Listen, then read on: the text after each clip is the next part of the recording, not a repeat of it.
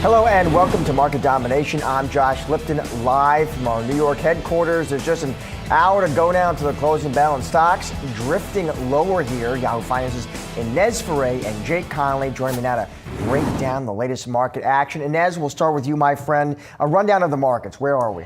So we're right across the board when it comes to the Dow, the S&P, and the NASDAQ. And if we take a look, I'm going to pull up a month-to-date chart so you can just see some of the losses that we've seen really since the outbreak of the war. If you look at the Dow, that's down about 3%. The NASDAQ is relatively flat, but you've got the S&P 500 that is down about 1.5%. And I'll get to that point about, though, the S&P 500 being down for the month, because there are some strategists that feel that you may see an up month for March. But let's take a look under the hood when it comes to the sector action. As you can see, energy is really leading the gains here for the sector as you've got oil prices that are higher. I'm pulling up that month-to-date chart again so you can see some of the action here that we have seen, the underperformance from materials, from staples, from industrials. But just take a look at the tech sector. I'll get to that in a second, because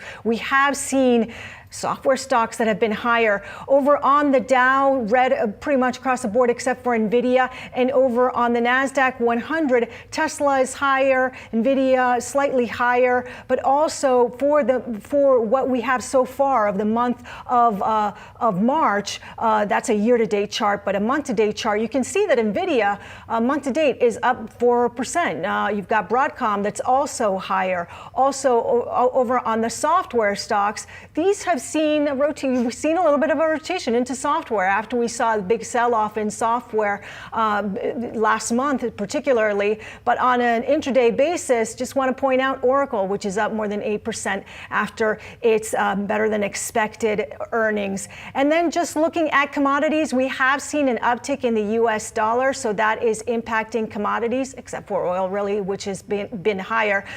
We are seeing that gold is pulling back a bit today. We've also been seeing silver that has pulled back, down more than 4%. Yesterday, silver was up. But really, the story continues to be crude oil and oil futures that are higher. You've got WTI that's up more than 4%. Brent also higher. This is despite the reserve, 400 million barrels of reserve that are being released from the International Energy Agency that has authorized this. And so this is the G7. This is an unprecedented amount, and you are still seeing oil prices higher. Jake, I want you to take on oil, but first your take on the markets here too, because we are in the red, but does it feel to you like a market that is broadly sort of still banking, Jake, on this war being over sooner rather than later?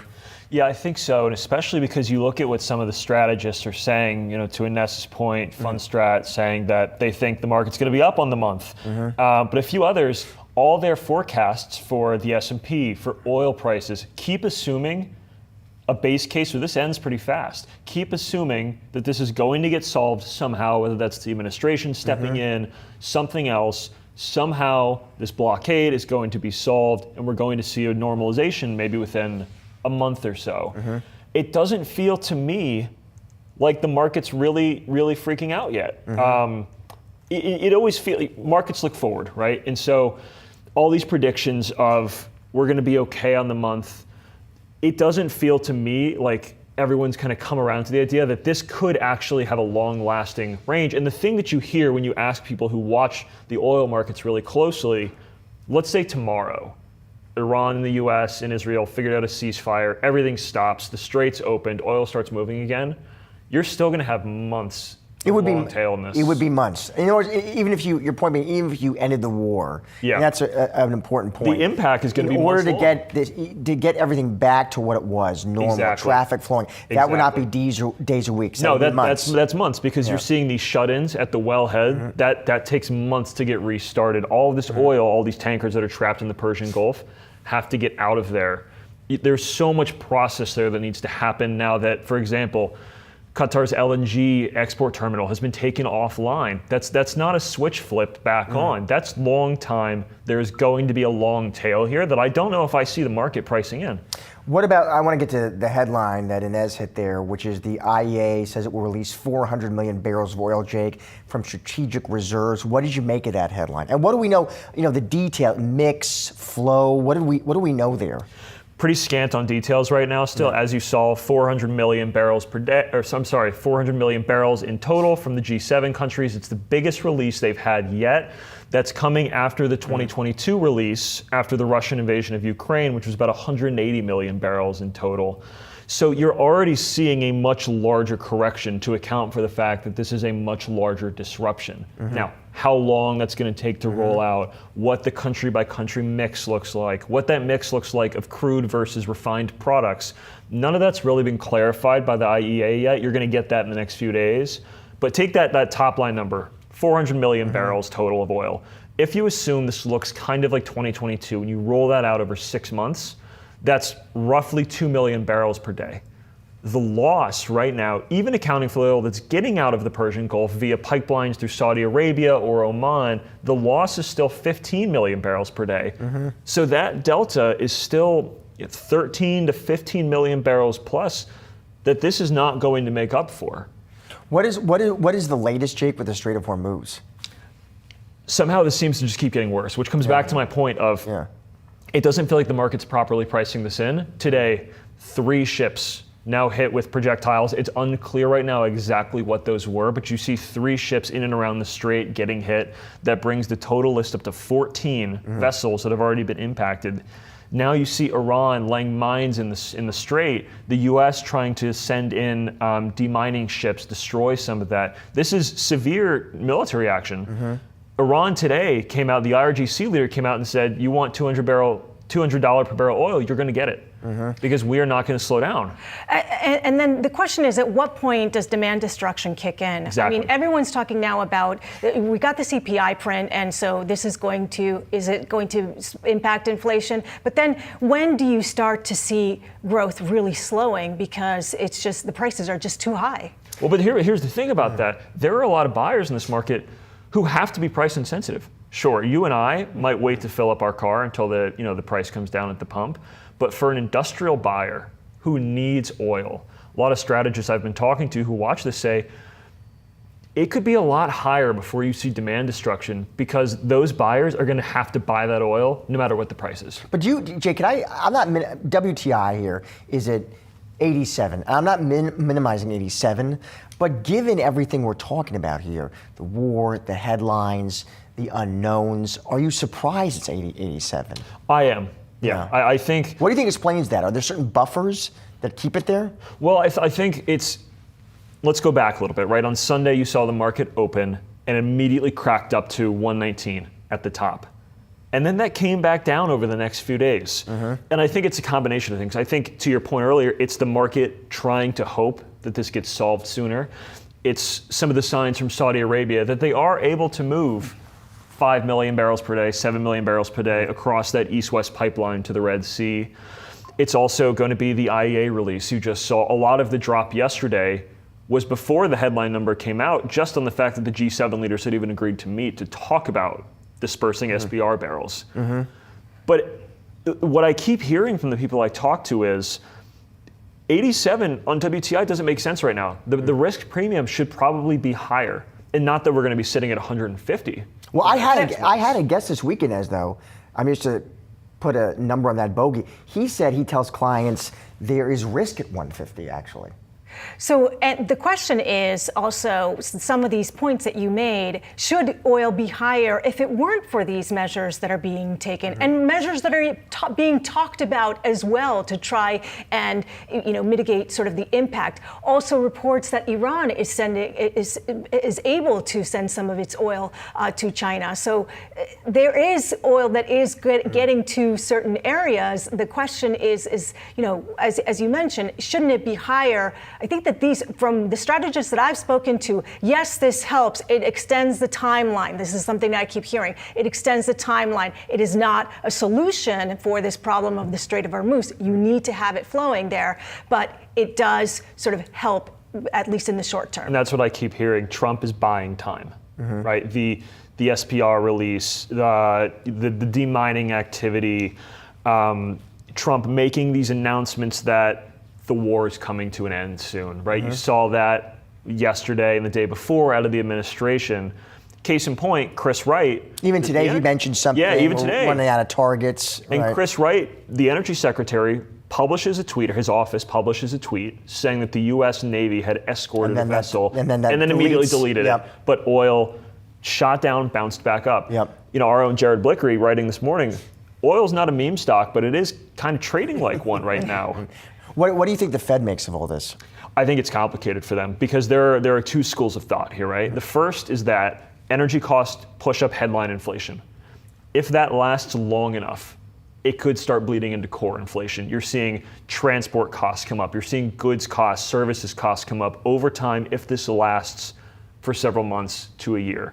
And in that case, the Fed's not going to have a lot of room to cut rates because they don't want to risk runaway inflation. The other side of this coin, though, is that you can look at energy prices as a consumer tax that's going to curb spending activity, that's going to curb growth. And then if you're the Fed, do you need to cut so that you don't get into an anemic growth scenario and so that you can keep pushing activity forward? And so the Fed here is going to be stuck with a hard decision to make. And I think you see some of the Fed governors coming out and saying, look, it's too early to really know what we're going to do here. But I see more and more people on the street saying, every day this goes on, it gets a little bit harder for the Fed to say we can just look through this one. It's going to be transitory. And on that point with you, which is that is I mean, Jake's right. The key question there is to stay the headline or bleed into the core, which is what they're focused on. Or maybe it means, Inez, the Fed is just going to be where we thought they were going to be, which is just sitting on their hands for a spell. Yeah, and I'm taking a look at Polymarket. So you've got Polymarket that's basically 99% chance of no change in March, 88% of no change in April, and 54 in June. So certainly the longer that this extends and the oil prices stay higher, the more that the market feels that the Fed isn't going to do anything, is going to just sit unchanged for now. All right, Inez, Jake, thank you both. Appreciate it, guys. Let's unpack what all this means for the wider economy. Diane Swonk joins me now. She is KPMG's U.S.'s chief economist. Diane, great to see you. Maybe, Diane, start with the CPI print this morning. I'm just curious to get your take there, Diane, what you made of that print. Did it have any kind of material impact on your views, Diane? Actually, I think it's very misleading, because we know what happened during the 6-week government shutdown is a lot of the components of the index were actually zeroed out, which lowers the year-on-year measures. So it looks a lot better than it actually is. When we looked under the hood, one of the things that was really striking is a sharp acceleration in service sector costs. And this is something that some of the more hawkish members of the Fed have pointed to, is that service sector inflation is not decelerating, and in fact, it looks like it's reaccelerating in things like in-home health care, where you have a lot of unpaid workers that are employed doing unpaid care for somebody elderly in their home. That's in every single sector of the economy right now. Those costs went up at a 15% rate year over year in the month, just on the CPI alone. And the components that feed into what's a better indicator of inflation right now is not the CPI, but actually the personal consumption expenditure index, which the Federal Reserve targets. That's going to come in hot on Friday for the month of June, and the components that go into the February data look hot as well. And so those are important things, because you're seeing a stickier part of inflation, not related to tariffs, not related to these supply shocks in the oil markets, but also the Strait of Hormuz. A lot more than just oil goes through there. And we're starting to see production idled in collateral damage throughout the region, but also in the rest of the world because of what goes through the Strait of Hormuz. And that's important because we learned during the pandemic that production plants are much easier to shut the lights off on than turn back on and ramp up. And that uneven ramping up wreaks havoc on supply chains and can create scarcities even if demand is weak. But remember, we're also seeing this come at a time when consumers are getting those tax refunds that got a boost from the expansions to tax cuts last year.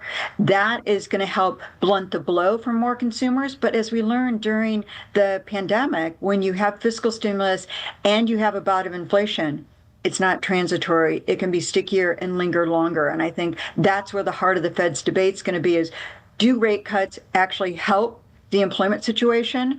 Is that the priority for the Fed? In this environment, we looked at 3 rate cuts going into 2025, yet employment barely moved at all in the entire year. We had 3 more rate cuts coming into this year, and it's not it can cure what ails us, given a lot of the slowdown in employment has been due to systemic rise in uncertainty. Let me ask you, just on that point you made about the war, and I was just talking to my colleagues in the prior segment about this. Folks are trying to figure out, okay, if it's inflationary, and they're trying to figure out also, Diane, to the extent that we think it bleeds into the core. And I'm curious how you think about that as an economist. Actually, the transportation costs do bleed right into the core. You see it in goods prices. You even see it at grocery stores because of transportation costs. And this is at a time when we've had so much consolidation in the freight industry, which was in a recession. It's also lost a lot of sort of owner-operated truckers. And so it's at a time when that's going to be stressed as well. And those freight prices have gone up, even though demand had been weak. Now, we're also seeing another front-running wave, which people are ignoring, that 10% across-the-board tariff that the administration tried to put through to make up for the emergency powers that were ruled illegal. That is lower and makes it easier to import from Asia and Brazil and places that had India that had higher tariffs. It penalizes Europe, but it reshuffles tariff winners and losers, and that's all putting stress on the system at the same time. So you again see this sort of perfect storm of events that are both supply and demand side shocks, but at the end of the day, you could easily see scarcities emerge that are below even a lower level of demand. And the fact that we have fiscal stimulus right now is a good news, bad news story. Yes, it helps you pay for all those bills, but it also means it could make for a more lingering bout of inflation. Do you think, Diane, too, given the war, the higher oil prices, the energy shock, and given, Diane, the Fed's complicated relationship with the word transitory, I'm wondering if that history there could be playing any role as well. The Fed doesn't want to fall into that trap again, make another mistake like that. Exactly. And, we're 5 years into this bout of inflation, and there's sort of nothing more visceral for consumers in the United States than gas prices, even though this is not the 1970s and we only spend about 3% of consumption on gasoline. What's important is that it's a price everybody sees all the time, and they change fast. I talked to someone who went around the block to get gas at a gas station that it was 10 cents cheaper than the one across the street, and by the time they got around the block, the price had changed.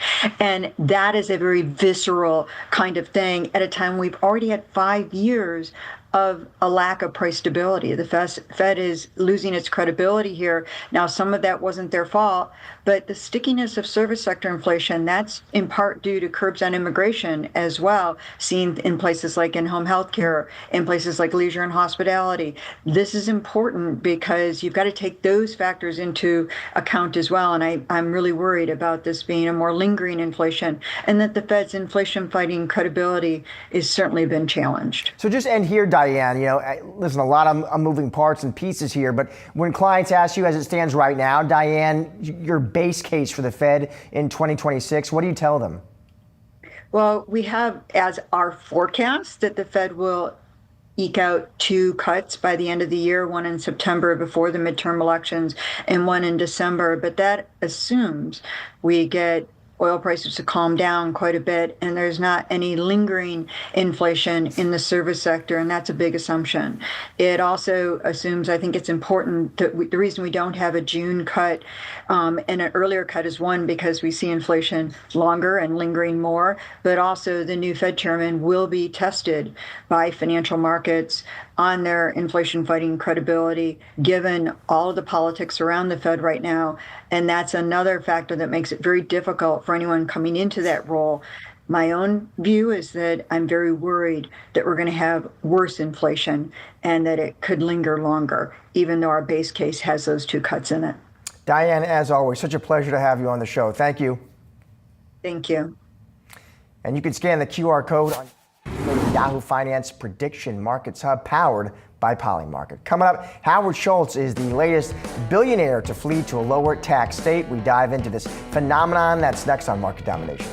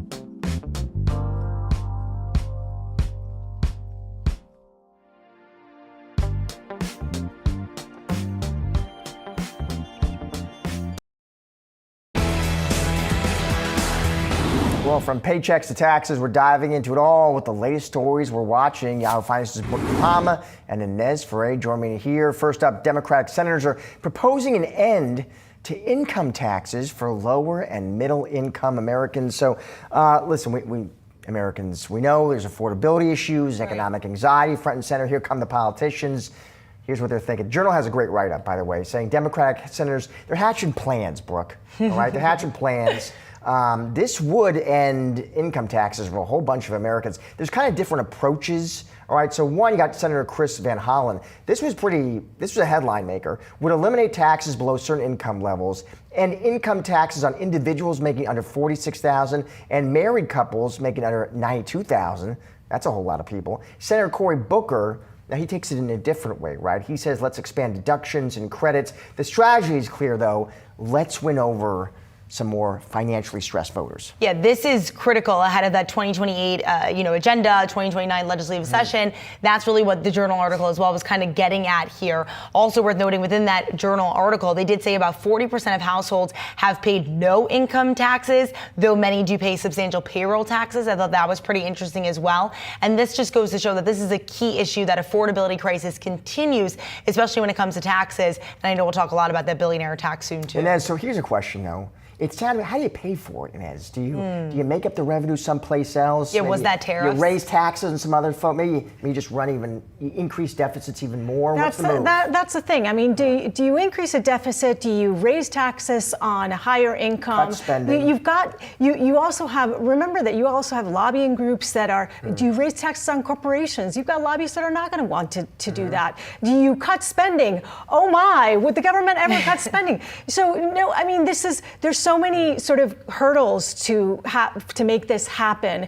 I do think the timing of this is interesting because we see that massive K-shaped economy and because this is such a focal issue. But you do need unification to have this happen. I mean, you've got to have control. I would imagine you need to have both chambers, and you need to have the president to sign off on this. So there's challenges for this. Yeah, now everything going on with oil prices as well. Many, including Evercore's Krishna Guha, calling higher gas prices an oil tax on Americans as well. So lots to take into consideration. Yeah, just politically. So when both parties now competing on tax relief, it's interesting. All right, speaking of taxes, former Starbucks exec Howard Schultz reveals his move to Florida. And while he didn't give a reason for leaving Seattle, the move does come, of course, as lawmakers advance a so-called millionaire tax for the state of Washington. Great story. So Schultz moving to Miami after many years in Seattle. Entered the retirement phase, he says, of our lives. Said his family office, by the way, is going to relocate here as well. The Journal is saying Howard has plans. He bought a penthouse for a cool $44 million. Beachfront property, obviously, goes without saying, Brooke. We should note, and we did there, this does come as Washington State's House of Reps. They did pass this new tax on household income of $1 million or more this week. That measure is reportedly expected to win Senate approval and get signed by the governor. Yeah, certainly what we're seeing is this divergence among state income taxes when it comes to different states. So many people moving to Miami. Now, it's worth noting that Howard Schultz did make a pretty long, significant LinkedIn post about this. And within that post, he did say specifically that it is our hope that Washington will remain a place of business and entrepreneurship to thrive, creating essential opportunity for those in Seattle and the surrounding areas. And it's his hope, but he's not banking on it. But I was going to say, that's really the thing here, is as we hear of so many executives, not only, Howard Schultz leaving his hometown of Seattle, but also you have Larry Page, you have Peter Thiel leaving California, you have Mark Zuckerberg leaving California. Bezos, Page. Exactly. Then the worry is, what does this mean for Seattle? What does this mean for Silicon Valley? You have Palantir even moving their headquarters from California to Denver to now Florida as well. So what does this mean, big picture here, for Silicon Valley? That's a whole lot of money going to Miami, Inez. Exactly. And there's just this shift that you're seeing. I mean, these are companies that were born in Silicon Valley, in the Washington area. So now you are seeing them completely, or at least their headquarters, whether it be their former executives. Yes, they're going to these southern states, and this kind of shows you the bifurcation again that we're seeing. I mean, we're seeing bifurcation pretty much across the board, but these are examples of figures that are well-known figures that is like, you see, you tax them too much and they're going to leave. And this is kind of what you see. What I also think is interesting, you have a lot of people that have also gone to Puerto Rico. I mean, Puerto Rico is an even better place to, if you want to talk taxes, when it comes to business tax, when it comes to capital gains, zero capital gains, and you are seeing large, these figures that are also going to spend. I guess as a New Jersey guy, Brooke, Florida, I mean, get the sunshine, doesn't tax personal income. I mean, maybe my governor needs to make Bush to keep the Josh Liptons around. I don't carry quite the weight of a Schultz, but I'm just saying. I think it will be interesting to see is this part of a mass exodus. I mean, this sort of reminded me of when in 2020 we heard so many crypto people, finance people moving to Miami in 2020. Then we sort of heard people get back to the office or back in New York. Now will this sort of be an ongoing back to Miami? I don't know. You spend enough winters in the north, and I tell you, do. It Sounds very better and attractive better to go to Miami. All right, I'll take your word for it. Turning finally to paychecks, New York Magazine has released a list of how much New Yorkers made last year in their given professions. All right, this is data-rich list. There's a lot to go through here. Here's what we all, listen, different things stood out to us. Here's what impressed me. I thought, in terms of what I saw some folks earning, I have to tell you, Brooke, I was surprised by a dog walker banking $92,000. That was impressive. Then you had a therapist. This was another number, charging up to $450 per session. That's a lot of money. I'm not sure. I don't know what I take. Maybe one takeaway is just keep catering to other people who make a lot of money. Seems like to be a good spot to be in. You're kind of like ride on the tailcoat That seems ends to be of it. it. I mean, if you've seen those dog walkers, I bet you they make more than $90,000. They're holding like 8 dogs at a time. So I was not too surprised at that one. The psychoanalyst, little concern for New Yorkers there, I will say. But one thing that stood out to me is ghostwriter, matchmaker, and delivery worker. If you have seen the hustle of these delivery workers in New York, they make more than $70,000, wrapping up $75,000 there. Matchmaker, this person said that they're charging anywhere from $30,000 to $60,000 for a 6-month contract. And they said that their success rate is pretty. I would bet for a $200,000 salary, I hope their success rate is good. And then the ghostwriter, just think about how many people in New York are probably content creators right now, or they're living their life, making tons of money with their main job. They want to write a book. They're hiring this ghostwriter. All of those salaries surprised me, but at the same exact time, maybe not too surprised because, quote Frank Sinatra here, if you make it here, you can make it anywhere. Yeah. Or if you make it as a comedian, the comedian you probably heard of. We don't know who this comedian is, but this comedian makes $142,000. $85,000 from freelance writing, social media posts, $40,000, $2,000 from stand-up, from being a stand-up. So that's why I was like, comedian, $142, but it's all the other stuff besides stand-up. The other one is lice lady. That's right. If your child has lice, call the lice lady. $75,000? People, I could see paying up for that. That's an all hands on deck, red alarm situation. You're like, just deal with it. $150 to $225 per head. Yeah, and you're going to pay whatever you need. And you know what the tip is? The tip can be anywhere from $10 to $100. But you you're tip so $100. thrilled at that point. Of course. point. You're like, thank you. Here's what I'll end on here, and this might be one that only we find interesting on this panel. But the seasoned journalist, and I think seasoned was like a nice way of saying old, but the seasoned journalist banking half a rock, $500,000, $250 from journalism. Wow. Impressive. And then another $250 from investments. Who is this person? I have no idea. Give me some advice. No names were named in this article. No. All anonymous. Yeah, $500,000. We want to hear from broadcast. Yeah. Broadcast. All right, thank you both. Appreciate it. Coming up, we're calling in for tech support with the one and only Dan Howley. Don't go anywhere. Podcast.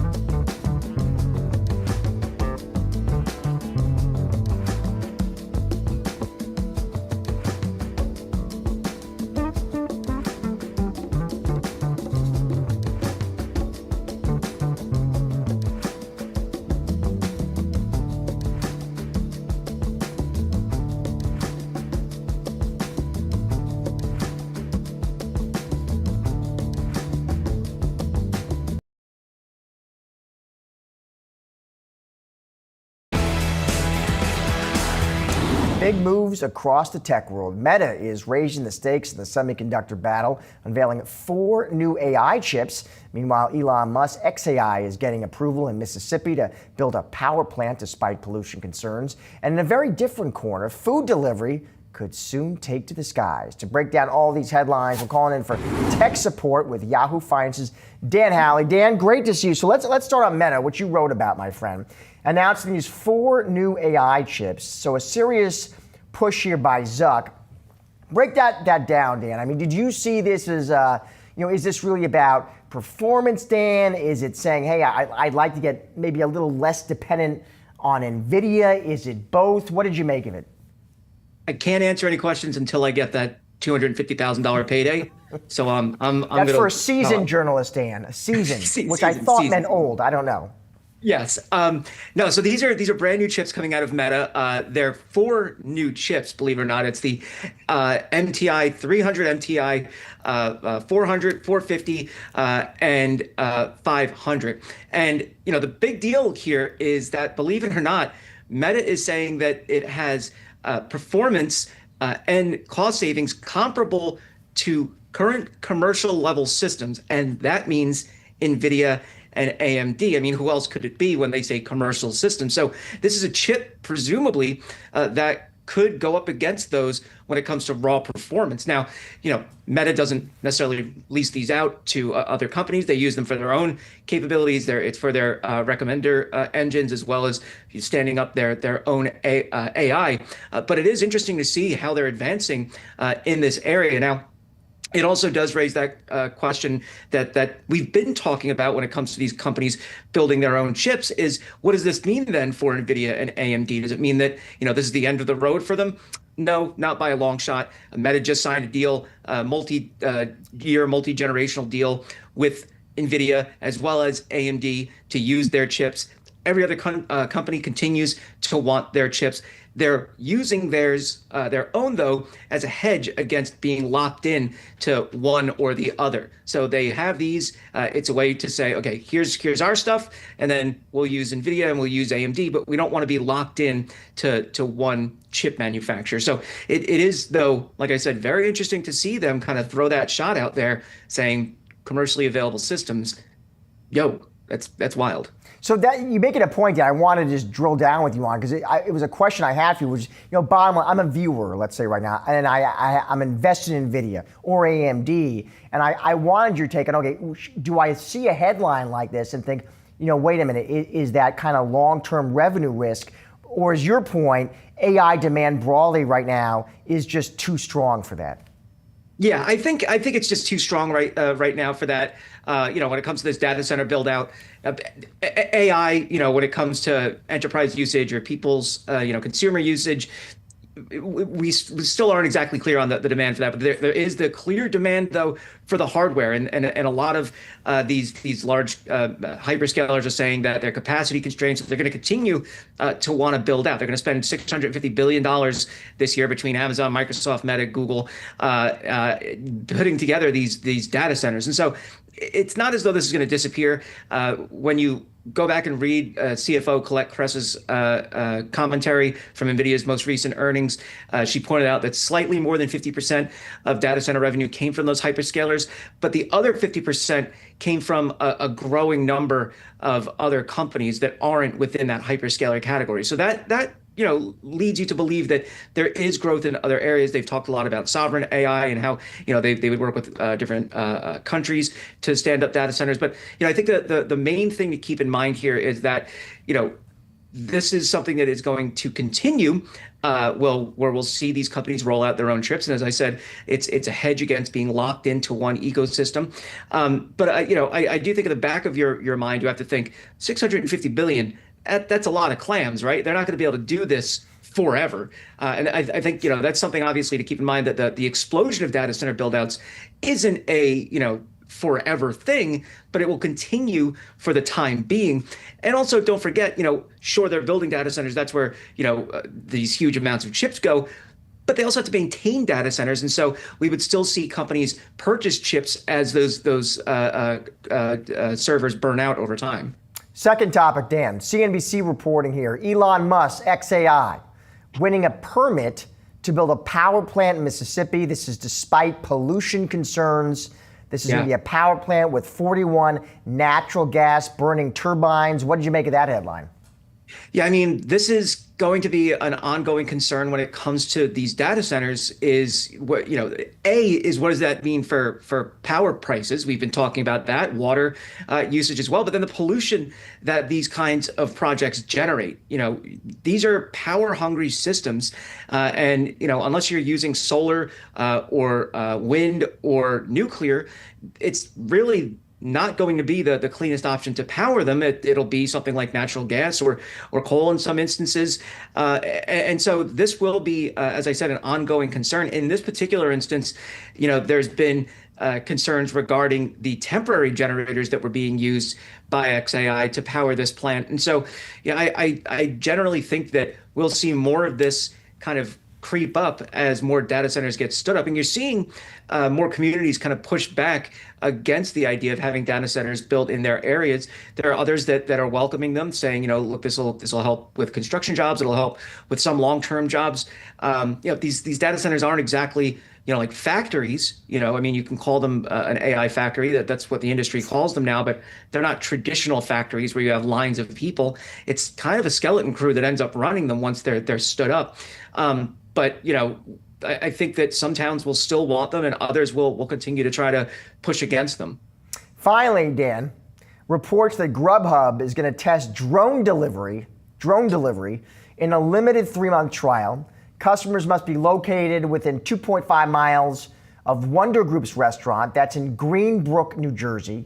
Service is going to start March 18th. I do live in New Jersey, but I am not within range. I checked. What did you make of that? What is the core, I guess, business case of this drone delivery? I mean, is it labor cost, Dan? Is it speed of burrito to Dan Howley? What is it? Yeah, I think all the above. As a born and bred Jersey boy, I got to say, I think these things are going to get downed by rocks, probably. Rocks is like best case scenario. Rocks would be, yeah. Best case. I had a couple of neighbors that would do that more than likely. I mean, imagine this thing dropping, your pizza off for you. It sounds cool, but then I mean, there's a lot of trees in Jersey. I don't want to be driving down Route 1 and have Burger King crash on my, the hood of my car. So it's interesting. I think you're right when it comes to the potential cost savings for the companies, but then, okay, well, we just had this huge fleet of employees for these different delivery services, get established. And now we're going to say, all right, guys, take a hike. We don't need you anymore because we got a quadcopter coming in to drop my McDonald's, right? So I don't know. It feels very kind of silly to a degree. I see drone delivery making sense if you're trying to get into very difficult to reach areas, whether that's things like medicine in areas that have experienced some kind of environmental catastrophe or potentially in war zones, things like that. That makes a lot more sense and seems to be a much more admirable use of the technology than just giving me Jersey Mike's at 1 o'clock on an afternoon. Yeah, I mean, to your point, it's interesting. I could see myself, again, New Jersey resident, annoyed by these things, right? I could see my 6-year-old blown away. I mean, you have a giant metal mosquito-looking thing landing and dropping a burrito for Sid. That is like, she would do that every day of the week and twice on Sunday. I mean, enormous. I mean, the buzzing alone would just make me, my skin crawl. I'd be like, 100%. I don't need all of this buzzing just because someone's getting a bunch of, food delivered. I already hear enough traffic and car horns and things like that. Don't give me the extra buzzing of a quad or octocopter, whatever it is. All right, Dan, we have talked about a lot of tech today, but one name we have not mentioned, my friend, that would be Apple. And you got your hands on all those new products. Let's take a look at that. People have been asking for it for years, and Apple has finally done it. They have a MacBook for everyone. This is their newest, the MacBook Neo, and it's $599, powered by Apple's A18 Pro processor. That might sound familiar if you've been following Apple for a while, because it's the same chip that's found in the iPhone 16 Pro and Pro Max. That's right, this is running on an iPhone chip. It also has 256 gigabytes of storage. You can upgrade that for an extra $100. You would also, if you did that upgrade, get a Touch ID sensor on here, this is a great option. We have on the side, purposefully, a headphone jack. Apple said that they did that because this is meant for classroom use as well. And so a lot of schools use wired headphone jacks because, I mean, let's face it, they're less expensive than a pair of AirPods. There's also 2 USB-C ports on the side. One allows you to output to another display so that you can, view more content, things like that. Overall, I mean, for $599, you're getting an incredibly well-built device. Usually in this price range, anything is going to feel relatively chintzy, kind of cheap.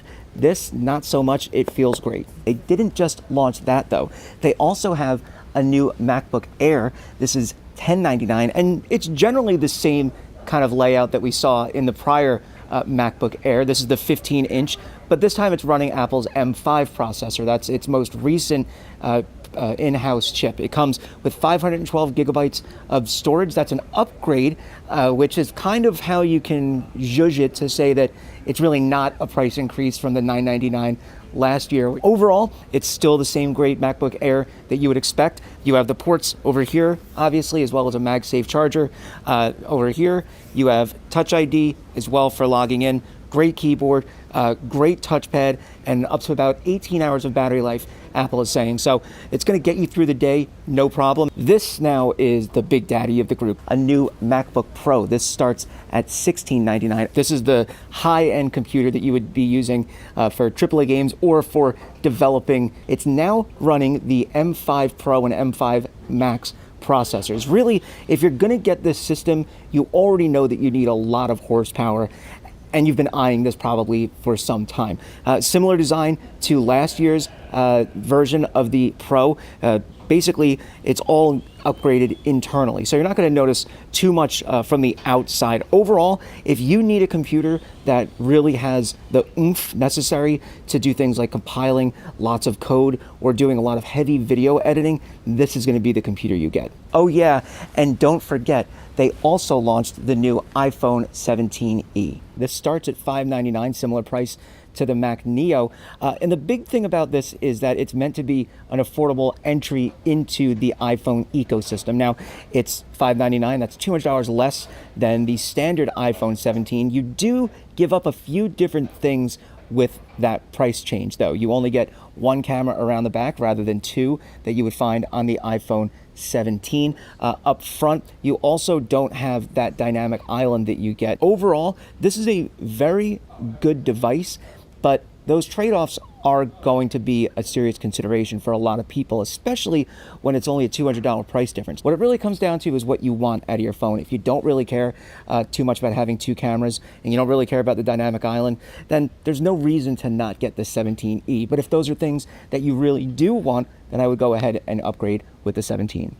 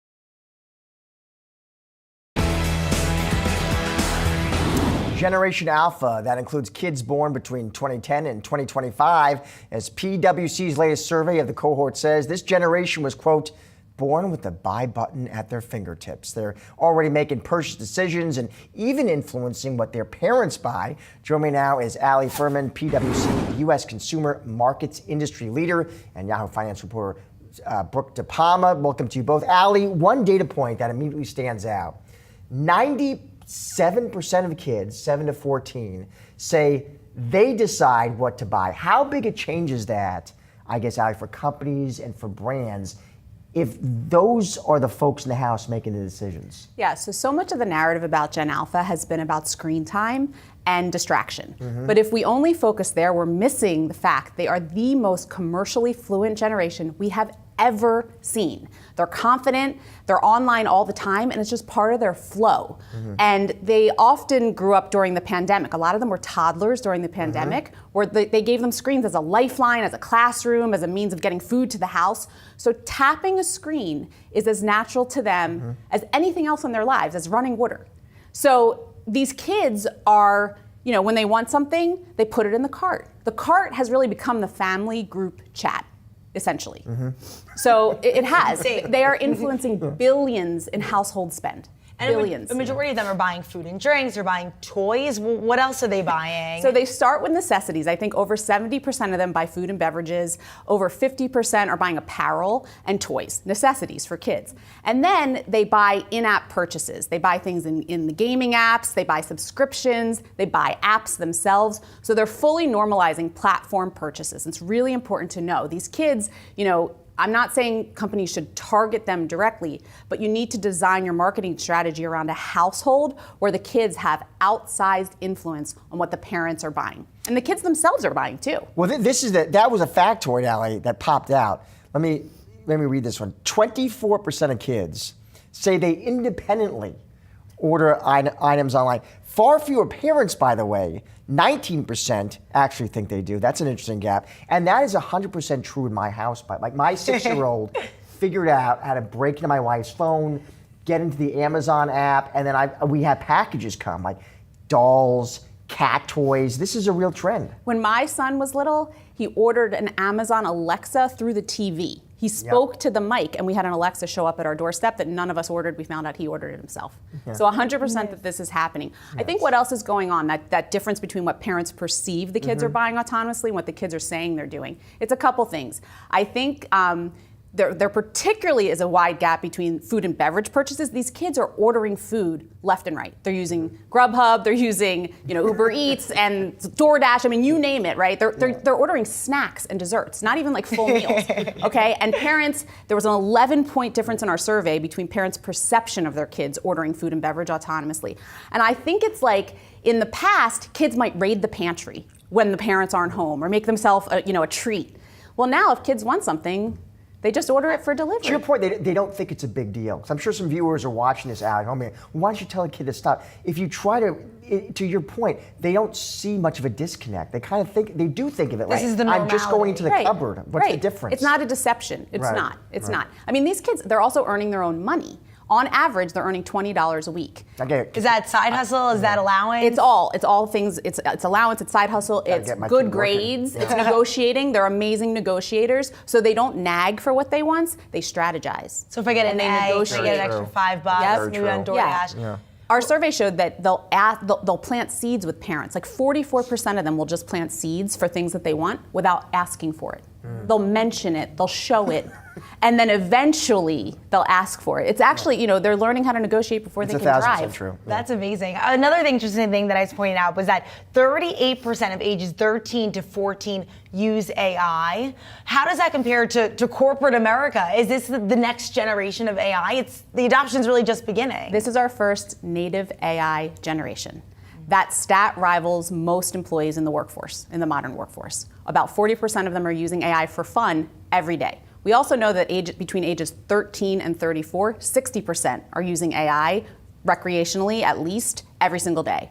So this is a big deal. I mean, this is a totally new channel for discovering products and brands. With agentic commerce, you can now click buy in Google Gemini, for example. So it's really important for your brands and products to show up in these agentic channels which search very differently than the legacy search engines. To that point, this was another interesting data point. 61% of Gen Alpha say social media influences what they buy. That was more than TV advertising or in-store browsing. So does that sort of change and impact, if I'm a brand, how I'm sort of deciding to put marketing dollars to work? Yeah, well, what's also interesting is that parents' perception is the inverse. Parents actually thought that kids are more influenced by their peers and their friends, and social media was second, and the kids said the opposite. So yeah, I mean, social commerce is really a big deal for kids, and it needs to be frictionless.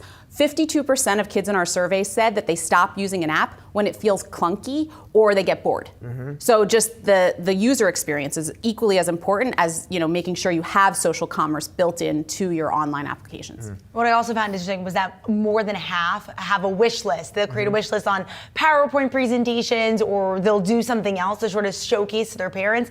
How integral is it for these companies to sort of lend the opportunity to make that seamless in becoming part of wish lists? Yeah, these kids, they're living online, so they're incredibly technically savvy, they're digitally native, they're AI native, so they also are great negotiators and strategists. So what they're doing is they're using moments, holidays, birthdays, report card, good grades, and they're creating PowerPoints and mood boards and sharing with their parents justification and literally like business cases for why they should buy them things. They're developing brand loyalty well before they can drive. Wow. Get you out here on this, Allie. Sort of just a big picture question. So Gen Alpha, they're spending money, right? They have a lot of influence and impact in the home. For investors listening right now, are there certain sectors and industries, Allie, that you think are more sort of exposed and levered to this big trend than others? Like, would it be gaming or retail or beauty? Beauty and skincare. For sure. You just talked about beauty that. and skincare. What's interesting about that category is it's like Allie interviewed my kid. That's really what it was. I just study the trends and I'm in the market every day with our clients. So beauty and skincare has equally as much influence online as it does in store. That was the only difference in gender in terms of what influences the genders. They were at parity across every channel except in the category of beauty and skincare. Girls like to go into the stores and try on and 100%. smell and sense and experience. So there's equal influence from in-store and online for beauty and skincare. Allie, so interesting. Great data, great report. Thank you. Thank you. Coming up, we've got you covered with all the action following the closing bell. Stay tuned. Allie, that was fascinating.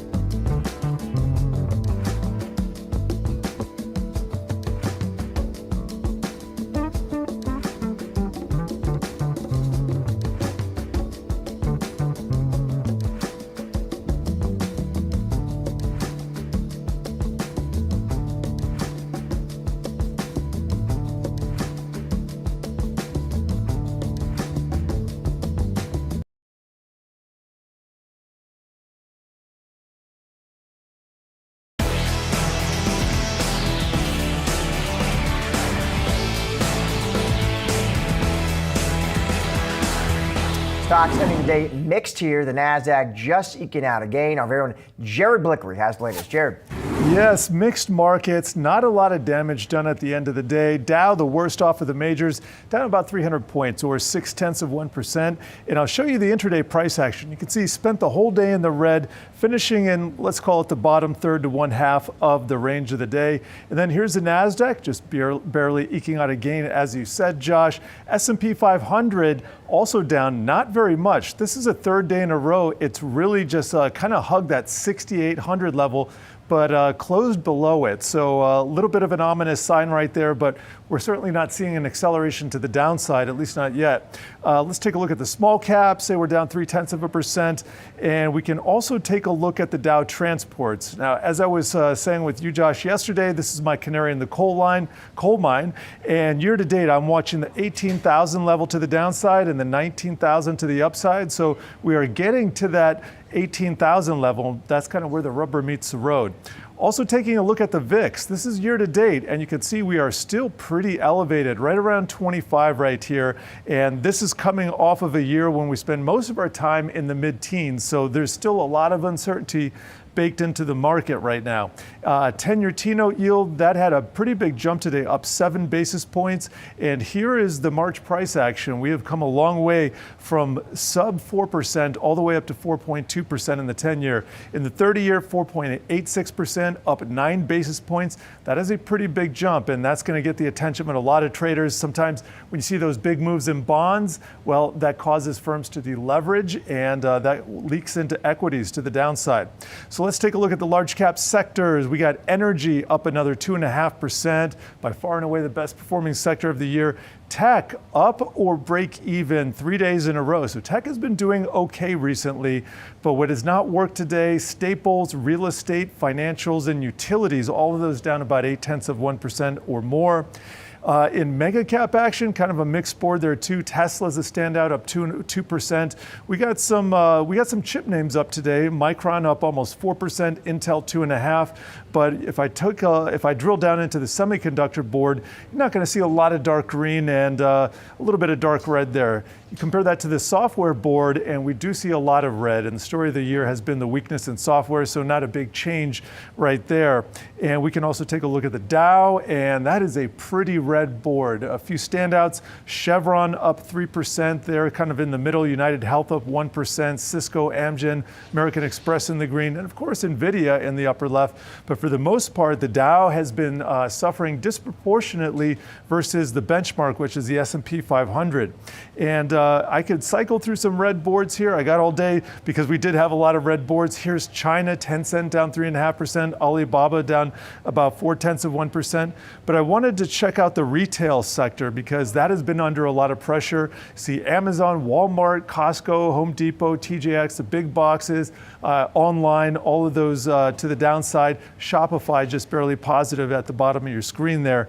But then you take a look at apparel. That is another red board, getting to some dark red there. Luxury, a lot of red there. And finally, let's take a look at utilities, because that sometimes has been a source of strength here, but certainly not seeing a lot of that rotation into utilities just now. I'll send it back to you, Josh. All right, thank you, Jared. Appreciate it. Let's look at today's markets more closely now. Skylar Wynand is with me. He is Regan's Capital's Chief Investment Officer. Skylar, good to see you, especially on set. Sort of kind of big picture here, Skylar. You say the markets could be, underestimating the Iran risk, meaning scope, duration. Walk me through it. All of the above. Yeah. Talk about second order effects here, and even third order effects, where the idea was to go in and take out the Iran leadership. But now you have Iran coming back and bombing almost all the Middle East and cutting off the Strait of Hormuz, which is upwards of 30% of where the oil goes through in the world here. So you have all of that combined. And if we take a step back and think about the State of the Union address, which wasn't too long ago, and what Trump came out at the beginning of the year, what were the large goals? Get housing prices down, get affordability up, and help out Main Street this year. He announced on January 8th, the GSEs were going to purchase $200 billion worth of mortgage-backed securities. Mortgage rates got to 5.95 or so. Now they're back up to 6.25 or above. why is that? Well, inflation, gasoline. Gasoline's up 75 cents in the last 10 days. Oil, energy prices. Add to that just confusion around tariffs. And he's not going to get help from the Fed anytime soon because there's no real impetus for the Fed to cut. Even if unemployment's a little bit weak and inflation is not that bad. So second, third order effects we're seeing. But when it comes back to Iran, it's both, this could go on for months, if not a half of a year at least. And then the scope where Iran all of a sudden starts bombing almost every single country in the Middle East. You can't get out of Qatar, you can't get out of Doha. You know, we have folks that are stuck paying $200,000 to fly a plane out of there just to get out. Scott, to your point though, and I agree, it does look at the market is betting like this is shorter rather than longer. Why do you think the market is making that assumption? Why is the market acting like that? The market hates uncertainty. So it all comes down to just not being certain. So you saw that huge price action when Trump came out just recently and said, hey, this is almost over. So you saw oil go from 110 to $90, $85 real quick. So that's all they're waiting for is some type of finality. But even with IEA coming out today and saying we're going to produce we're going to take all of this stockpile offline in terms of oil and push it out into the market. Oil's actually up today, $4, right? So we're waiting. The biggest risk, the biggest fear of the market is that this is unknown, that it could go on for another 6 months. And that's going to fuel inflation. It's going to fuel volatility. Stocks really haven't done much in the last 4 or 5 months. And then you have this market shifting. And God forbid we go back to this AI story where AI destroys software. So for right now, you actually have this distraction in the market and you have this rotation. Equal weighted stocks are actually up 4 to 5% this year, whereas the market weighted indices are down a couple percent. Is that shift away from big tech, you're making that point, is that equal weight versus recession, is that temporary, Scott, or no, you think something more structural has shifted? I think structurally, private equity-backed companies, i.e. software, which are 20 to 25% of private equity and private credit, they went way too far. And they were trading at way too high multiples. There was way too much ambition in the prices and where these things were trading on a PE basis. So we're going to see some pullback. But this AI revolution here is real. The last guest was talking about 7-year-olds. My 9-year-old, my 10-year-old, they're designing class projects on AI already, right? So software, there's going to be big pockets of software that are dead.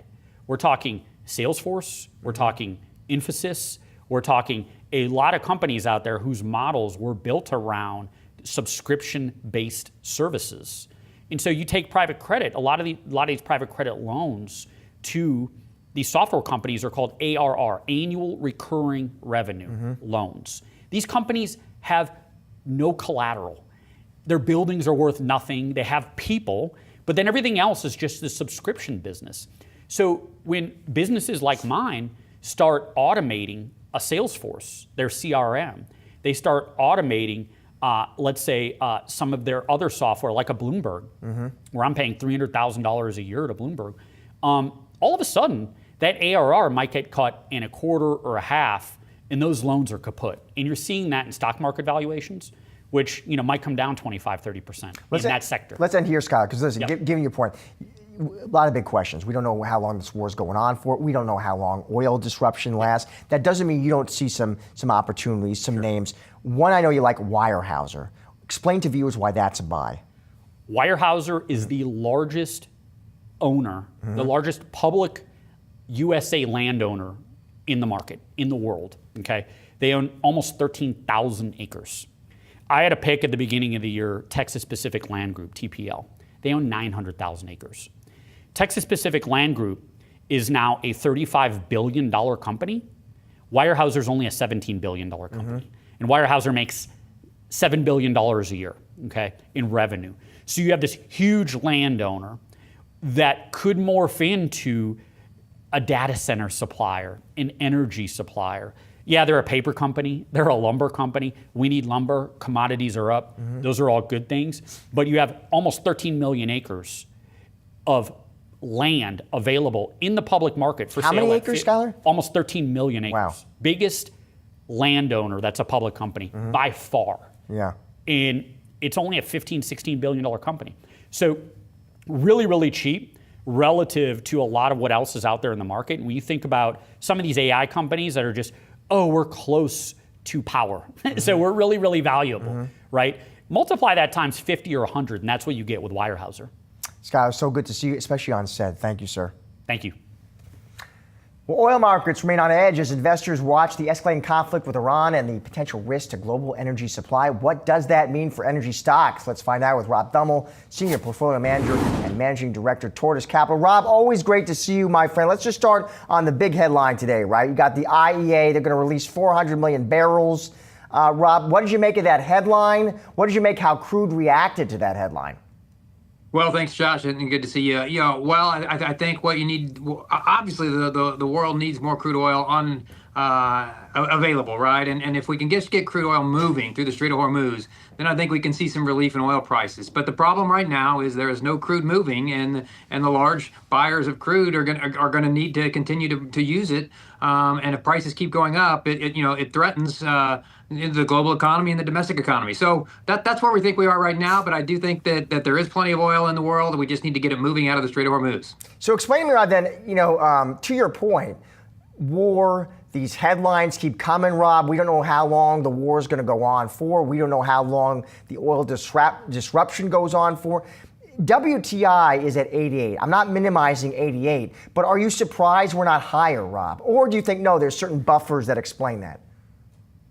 Well, I think the fact that the U.S. energy industry has brought on so much oil with the shale revolution, that's really why we've been able to keep oil prices lower. I mean, you think about it, Josh, if the U.S. shale industry wouldn't have brought and wouldn't be producing 13 million barrels a day today, I'm not sure how much higher prices would be, but I know it would be considerably higher. And so I do think that the U.S. energy industry has helped keep prices low, even though they are relatively high compared to, obviously where they were a month ago, even 2 months ago.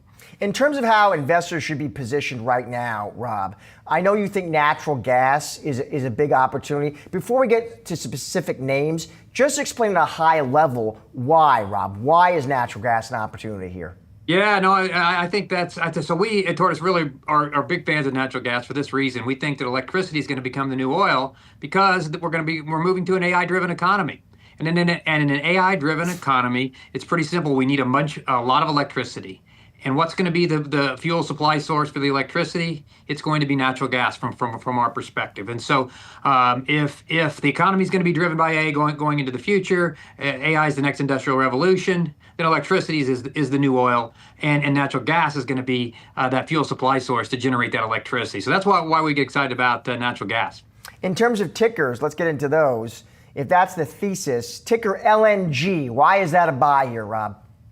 Yeah, well, Cheniere is the largest exporter of natural gas in the U.S., largest exporter, and the U.S. is the largest exporter in the world. If you look at, I don't know if you've been paying attention to this, Josh. I know you have. You look at what European natural gas prices have done. They're up something like I think 60% just this month. I mean, it's crazy how high and then if you look at U.S. natural gas prices, they're basically flat. It's amazing that the U.S. has so much natural gas that not only can the U.S. basically consume all the gas that it needs or produce all the gas it needs to consumes, but also produces even more that we export natural gas throughout the world. And so Cheniere will probably continue to export more and more natural gas, especially with international natural gas prices so high. So we like that name from that perspective. How about that's LNG, Rob? How about EQT? EQT, if we're going to use more natural gas, which we think that's going to happen, natural gas demand is going to grow. You want a really low-cost producer of natural gas, and that's what EQT is. It's one of the largest producers of natural gas in North America, and it's one of the lowest cost producers of natural gas in North America. And that's really why natural gas is going to win and help the U.S. Win this global AI race, because we need low cost of supply, we need low cost of electricity, and that's what natural gas really provides. Let's end here, Rob, on Exxon. Now that one's had a nice run already, Rob. I mean, listen, it's up 25% basically this year. Nice move. You say stick with it. I do. I think it's, you talked to me about this last time. I think there's a big move and a rotation happening out of tech into energy because energy is so essential. We're finding out more and more every day how important energy is. And Exxon really captures all aspects of energy, whether it's oil and gas production, natural gas production, oil production. It also captures things like refining, right? And when we need more gasoline, diesel, jet fuel, and the refining industry is going to do pretty well as well. And Exxon will benefit from that as well. Rob, as always, great to have you on the show, my friend. Thank you. Thank you. Coming up, an expert talks about the policies that could help restore America's middle class. Stay tuned.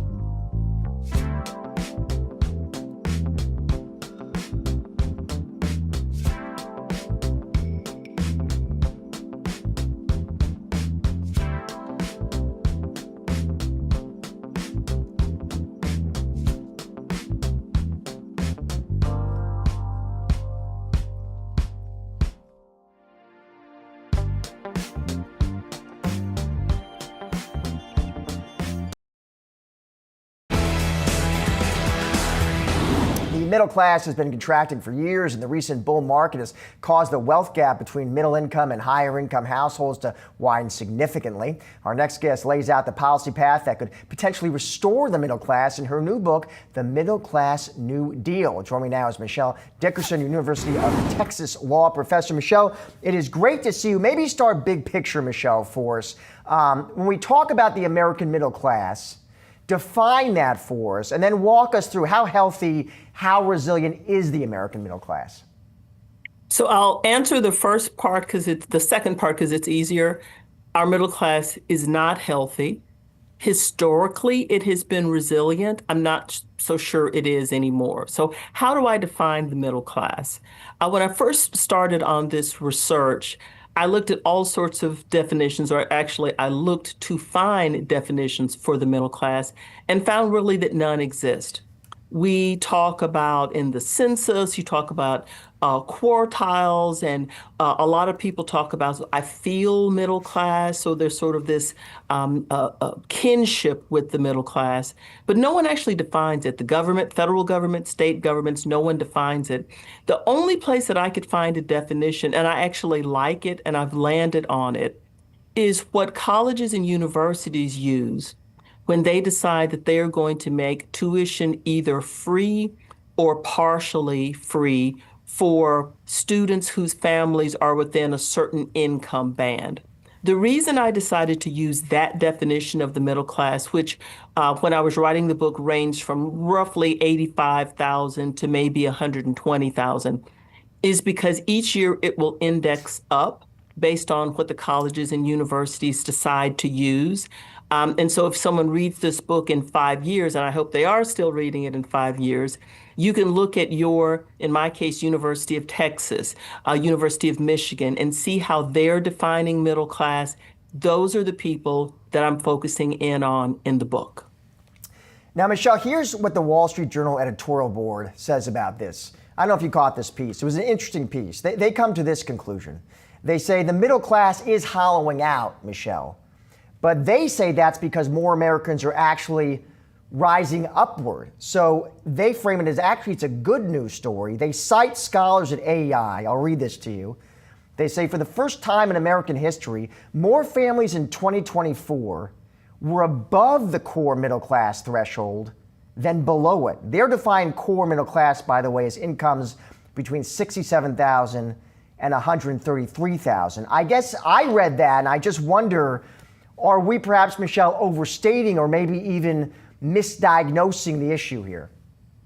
I don't think I'm overstating it, and you don't have to really listen to me. You can listen to the people that are in that income band. So I'll accept the number that the Wall Street Journal is using, but then I will say, okay, so of those people in that income group, can they attain what my book refers to as the markers of the middle class? And most of them are telling us on a daily basis. They're telling our political leaders. I've been hearing from lots of them through emails and sort of on social media that they are not able to attain the markers of the middle class. They can't afford to buy a home.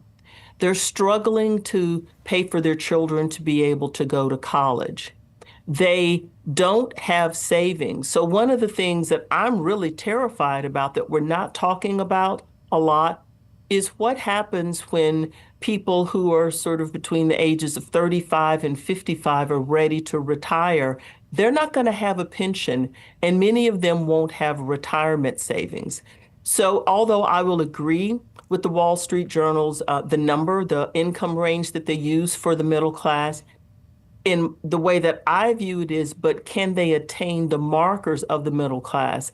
I don't think they can. And I think most people who are in that income band would say they can't attain those markers either. And it sounds like your answer, Michelle, to that, correct me if I'm wrong, is you're looking to sort of a New Deal model, right? As a model, as a blueprint. How so? It's because if we want to have a country of people that don't wake up and go to sleep every day stressed and worried about how they're going to pay their bills, then we need to assume that we need to fix everything that would prevent them from being able to attain the markers of the middle class. Pew Research did a report a couple of weeks ago that was truly just depressing. And they basically found, they surveyed the middle class and asked, what things do you find unaffordable? And the top two things that they found unaffordable was the ability to buy a new car and the ability to take a 1-week vacation. I mean, we can't be to the point in this country where we're telling people that just assume you're always going to have to buy a used car. I will add, it's also, good for the auto industry to have people that feel confident that they can afford to buy a new car. And also, I'm not sure we want a country where people think they can't take their family on a vacation to Myrtle Beach, to the Ozarks. And again, for the communities that rely on middle-class families taking vacations there, it's bad for those economies, and it's bad for the middle class. So we need to rethink what we think is important in this country. And I would hope that what we think is important is having a stable middle class. And Michelle, to your point, there are these obviously concerns, the affordability concerns. On this show, we talk about them a lot. I would say they generally, Michelle, seem to kind of be in three buckets of its housing, its healthcare, right? Its higher education. I guess do you look to the New Deal as some type of blueprint for those specific verticals? Like, are you calling for more government intervention and regulation or subsidies, or Michelle, are you calling for more competition as a way to try to bring down pricing? Well, the New Deal approach was regulation. And I will also say that one of the things that I often or sometimes hear when I talk about the book is, oh, well, it's socialism and you're asking for all of these subsidies. And the thing that I point to, which people always get angry with me when I point to it, is if you look at our tax code and we see who you choose to tax and who you don't choose to tax, you can tell a lot about our values. So I'll use two examples. The mortgage interest deduction is a housing subsidy mostly for rich people, because rich people are the ones that disproportionately itemize their deductions when they do their tax returns. The second, and this is actually something that's brewing is probably the kindest way to phrase it, in the Commonwealth of Virginia right now. The leader of the Virginia Senate has taken a position that they need to end the tax exemptions, some of the tax exemptions for the AI firms. So again, because we already have subsidies to big businesses and to rich people, my argument in the book is if we value the middle class, we can't say that it's okay to have subsidies for some groups, but not subsidies for the vast majority of the working Americans in this country. Michelle, appreciate your time today. Thanks so much, and congrats on the book. Thank you. Coming up, we're serving up a look into the autonomous food delivery ecosystem. That's coming up next.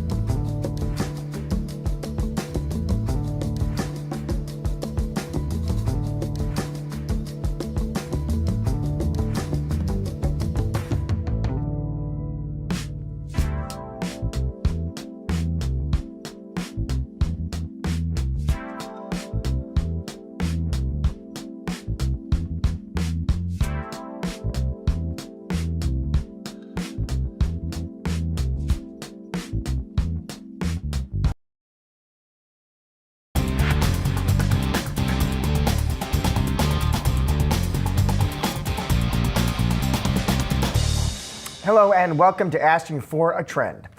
Serve Robotics delivers fourth quarter results and guidance that please the street. The autonomous delivery company showing growth as it's been able to expand its operating footprint to 20 cities. Let's welcome in now Serve Robotics co-founder and CEO Ali Kashani. Ali, it is good to see you. So you reported here, Ali, better than expected Q4 results. You boosted that outlook. Start with the results. Just walk me through what you are seeing in the business, Ali. Absolutely. Thanks again for having me, Josh.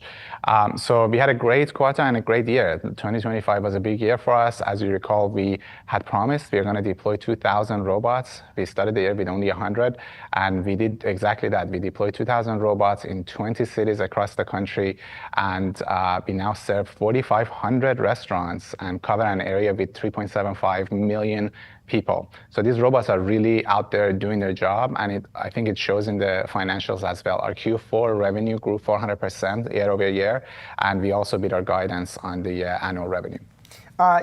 Boosting the outlook. So 2026 revenue outlook around, it looks like 26 million, Ali. Walk me through what needs to go right to sort of hit that target. Is that like fleet size, new cities? Is it higher utilization? Yeah, we're going to continue growing. We're going to continue optimizing the fleets, getting more robots out there every day that are actively operating. And we also have acquired a new company called Diligent Robotics. They have robots in hospitals doing something fairly similar, supporting nurses, moving goods for them. They also bring in additional revenue. So that's where the focus is going to be on both sides of this fleet. And you also announced, Ali, this partnership with White Castle, right, through Uber Eats. Walk me through that, and how important are these sort of kind of these big restaurant partnerships for you all, Ali? Yeah, when we launch any new neighborhood or city, we are able to activate the local merchants fairly quickly through the help of Uber Eats or with our partner at DoorDash as well. But with the major QSRs and brands, when we activate one, we are able to suddenly get access to all their stores in all the markets, in all the 20 cities that we are in. So we have done the local, the restaurants and merchants. Now we are working on some of these enterprise accounts to also get access to these very high volume stores and brands that are the legacy brands like White Castle. Ali, for those viewers who maybe don't follow your company or just the broader space as closely, remind us of sort of the unit economics here. Like how much more efficient is it to use drone delivery rather than say a human driver? Yeah, the cost of using people for moving goods over last mile, it could be as much as $10 per item. And we are trying to bring that cost down to $1. And if you look at where that cost really is, it's mostly labor. Something like 80% of it is labor. So by bringing automation into this, what we're really doing is we are making that labor really high leverage. So a person that assists and supports robots is effectively in charge of many deliveries happening at the same time. Ali, what about drone delivery? I want to get your thoughts on that space as well, because you saw these new reports. Grubhub is now testing drone delivery of takeout orders for the first time. You all are partnered with Wing Aviation. Walk us through that. How is that partnership evolving? I mean, I think there's nothing cooler than robots plus drones. So we are definitely watching that space and want to partner with folks that are doing that because it's very complementary to what we do. Ultimately, we are mostly in very dense environments where you're not going to have the airspace, the noise kind of permissions, and generally the ease of access to the restaurants with the aerial drone. And the ground drones like ours are really, really well suited for that. We can literally show up in front of any store when we launch a new city because we can move around sidewalks and streets. So we can actually pick up items when they're short distance, take them to the customer, where they're longer distance, hand them to a drone. And that's the partnership we had with Wing. And I think that space is really maturing and coming to a point where we are going to see that at scale across the country as well. Ali, there was a recent report in Fast Company. I don't know if you saw this one. It was sort of a deep dive into your space, and it was talking about how there has been some pushback in some cities to the robots, and it talked about, gave some examples like blocking sidewalks or safety concerns. When you read a report like that, Ali, about these anecdotal evidence of pushback, what do you say to that? What's your reaction?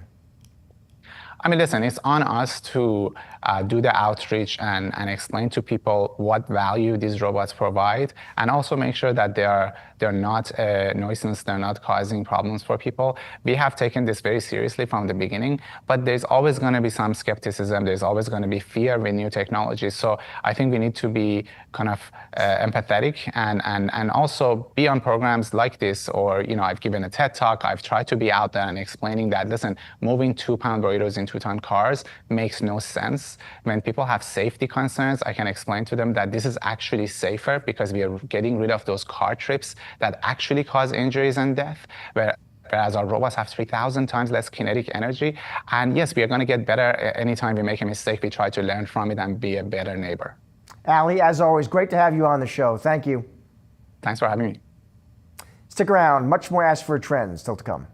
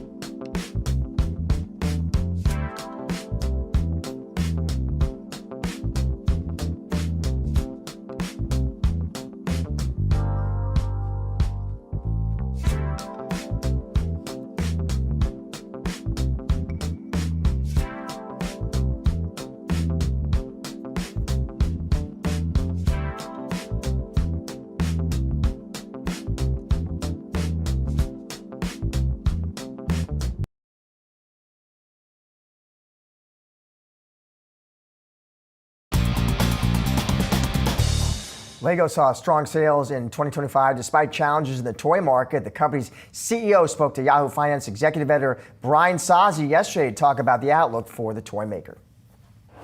Double-digit growth on top line and double-digit growth on bottom line, stronger cash flow, and all of that while we kept investing behind what we call our strategic priorities, really in the short term and in the long term. So we've seen it's been a good year, and we've seen the brand stand really strong. We've seen broad-based growth across geographies, across the product portfolio, across all different consumer groups. So we are growing double-digit with kids. We are growing double-digit with teens and adults. So quite satisfied with how that's gone. The toy market last year was challenging. There were bright spots, you being one of them. The toy outlook for this year, it's still not expected to go gangbusters. Why do you think Lego is continuing to outperform its peer group? It's, you're right. We're taking share. So most of the growth comes from taking share, selling more sets to more consumers or more kids, and I think it's because the offerings we have, the play experiences, the products we have are really, they're really resonating. They're relevant. They're cool. They're on the things that kids and consumers really want right now. And Formula One is an example. Lego Smart Play that comes this year is an example. But across the board, we've had many fantastic things. We've seen some brand activations last year also that I think was really cool and really resonates very well, very broadly. How do you explain the success for Lego with adults? I was surprised to see that. You know, it's I think Lego bricks are almost like a medium. Our system and play allows these unbelievably creative moments with imagination, and parents like that as well, or adults like that as well. And we just see that whenever the right set is there, people get into it and they really enjoy this kind of joy of creating something and having that, showing it off, or just the process of actually creating it. And we see that very often when we get new kids or adults into the brand, they come back for more and for different things, and it's been really nice to see. Lego Botanicals, where we do flowers, have also really actually gotten a new crowd of consumers into the brand. I'm glad you mentioned those flowers, Niels, because I bought my 9-year-old niece flowers for the holidays, and she proceeded to put it together in an hour. I was blown away. I was looking at the box, Niels. I don't think I would be able to do it in an hour. I guess, I don't know. I'm always surprised by how creative kids are these days. No, that's fantastic. And I hear those stories all the time, even though sometimes you hear about somebody building a big one where it takes several hours. But I think you should give it a go, Brian, and see if you can do it in an hour. All right, I will report back within the next week. I should, actually. I'm up for the challenge. And then last year, you mentioned, I hope I have this right, 50% of the 50% of the products you released were new. Will you be able to continue at that pace this year? That's the plan. That's the cadence as we've been running over the last 5 or 7 years, which allows us, of course, back to this, the relevance and the coolness and the newness. It allows us to be very actual or very present in what's hot right now. So it's important for us. It also means that we get very instant feedback for consumers whether we are doing well or not doing well, whether the creativity and the innovation that's put into the products or the brand, whether it actually resonates. We know that very fast. So the good thing is we can course correct. The bad thing is we feel it if it's not there. So the plan is really to continue to do that. I hope I have this one right too as well. You recently came out with something, I believe, called Smart Bricks. You mentioned it here as well. What are these, and is that the next generation of Lego? Yeah, it's not a next generation as such. It's an expansion of what we're already doing. A Smart Brick looks, if I hold it up, it looks like this. It looks like a normal Lego brick. This one has just been put a little tag on it, and it means that whatever position I have, the sound will be different. Oh wow! So just to show that. Now that maybe doesn't seem so amazing, but look at this one then. Here I have a Star Wars ship, and depending on what I do, the sound of flying will be different. If I fly upside down, he starts to get a little bit scared. Yeah, you hear that? Yeah, Niels, I wish they had this when I was a kid. Yeah, maybe that's the one I'll put together. That's the maybe this is the one you should be putting together. But the idea is just this is not just a technology thing. This is something that will stay with us for many, many years.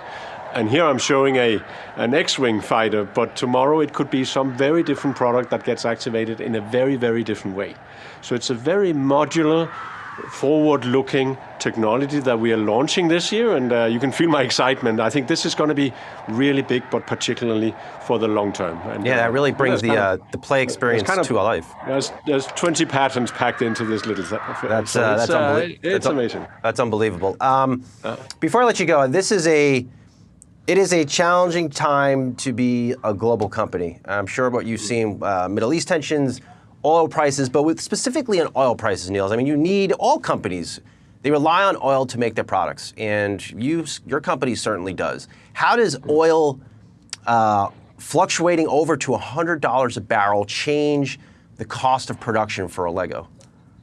It does impact. I mean, we consider that an input cost. So raw materials for us, of course, will go up in price when oil goes up. It really depends whether it's shorter term or it's longer term. Short term, we are on contracts. We are relatively immune to that. Longer term, of course, that would start to impact our cost base a bit. It's not significant for us in the sense that it is the raw material, and we've actually come last year to the point that half of the material we used is no longer oil-based. So we've been on a fantastic journey of moving from 1/8 in 2023 to 1/3 in 2024 to now 1/2 or less than 1/2 in 2025. That's actually based on virgin fossil fuel. So that means, yes, we're paying a big premium for those sustainable materials, but we're doing it already. And it makes us a little bit less dependent on the actual oil price because we are already on our journey to get out of fossil-based materials. That being said, it will impact us, and we consider that part of the volatility that we've been dealing with over the last 3-4 years. It has happened before, as I can remember, and let's see how long-lasting it becomes and how significant. But it will, of course, have an input on our input cost. You've led Lego Group for a significant period of time, and to your point, you've seen a lot of different economic cycles. Now some people are calling for a U.S. recession. How do you plan to manage through this short-term volatility? I guess I'm trying to think through what does a CEO recession playbook look like against this backdrop? Yeah, I think rule number one is to try not to panic and stay relatively calm around it and figure out what is right for the short and the long term. We have, at least that's the approach we've been taking that has served us, I think, pretty well. Also through last year when we saw quite a bit of volatility also around worldwide tariffs and stuff, we stayed relatively calm. We did not cancel orders. We kept things going, and we tried to optimize around whatever conditions are there. And I think it was good for us last year to deal with it that way.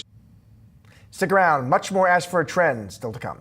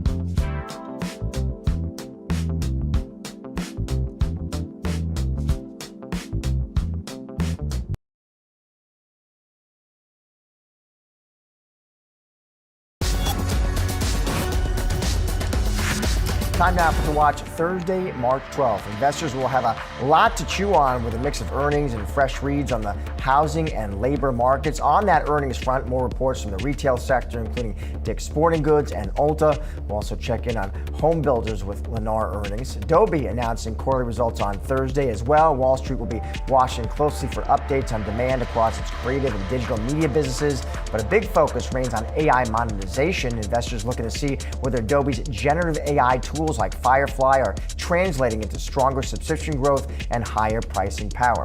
Before the markets open on Thursday, Dollar General posting fourth quarter earnings. The discount retailer has become a key barometer for the lower income consumer. Analysts will be listening for any signs of pressure on spending as well as updates on store traffic.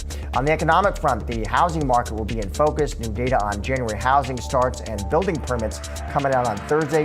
Economists are forecasting starts at about 1.34 million annualized and permits at around 1.41 million. Numbers will help investors gauge whether home building activity is stabilizing as mortgage rates remain elevated. And speaking of rates, Freddie Mac also releasing its latest weekly mortgage rates on Thursday. The rate on the 30-year fix currently sitting at 6%. And finally, we're getting fresh weekly jobless claims on Thursday too. Economists expecting filings to edge up slightly to around 215,000. The new data providing another key read on whether the labor market remains resilient ahead of next week's FOMC meeting. That's a wrap on today's show. Thanks for watching.